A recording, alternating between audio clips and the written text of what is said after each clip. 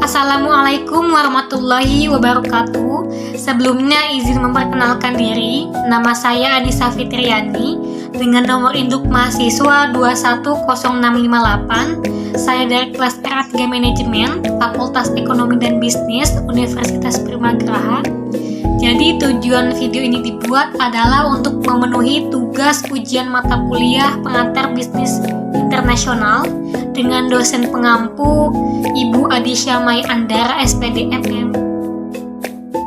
Nah, sebelum memasuki pembahasan, saya akan membacakan terlebih dahulu poin-poin materi yang saya bahas. Poin yang pertama yaitu ada bisnis internasional, poin yang kedua yaitu ada teori perdagangan internasional, dan poin yang ketiga ada strategi bisnis internasional. Nah, jadi apa sih bisnis internasional itu?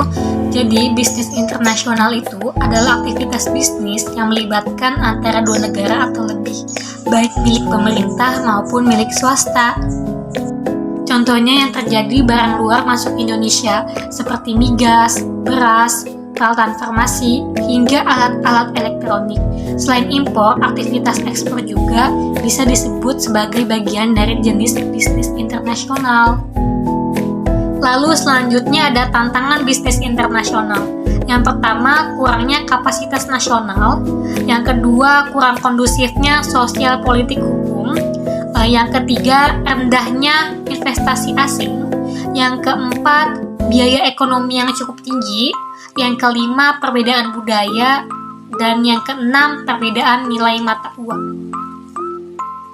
Selanjutnya ada tahapan-tahapan bisnis internasional.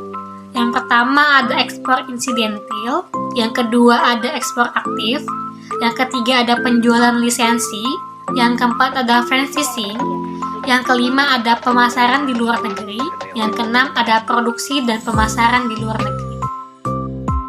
Nah, lalu apa sih teori perdagangan internasional itu?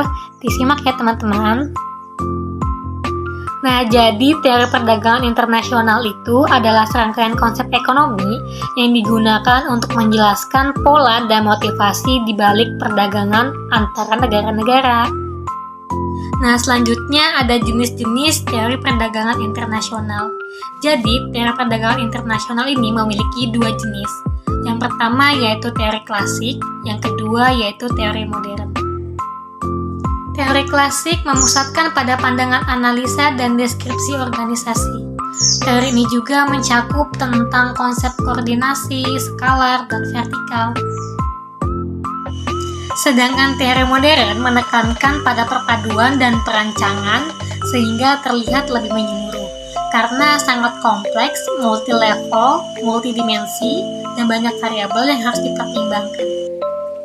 Lalu ada transaksi ekspor-impor. Transaksi ekspor-impor ini secara langsung berpengaruh terhadap pertumbuhan ekonomi dari beberapa negara yang terlibat di dalamnya.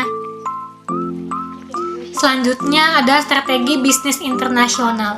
Jadi, strategi bisnis internasional adalah bagaimana perusahaan membuat keputusan tentang memperoleh dan menggunakan sumber daya yang langka untuk mencapai tujuan internasionalnya.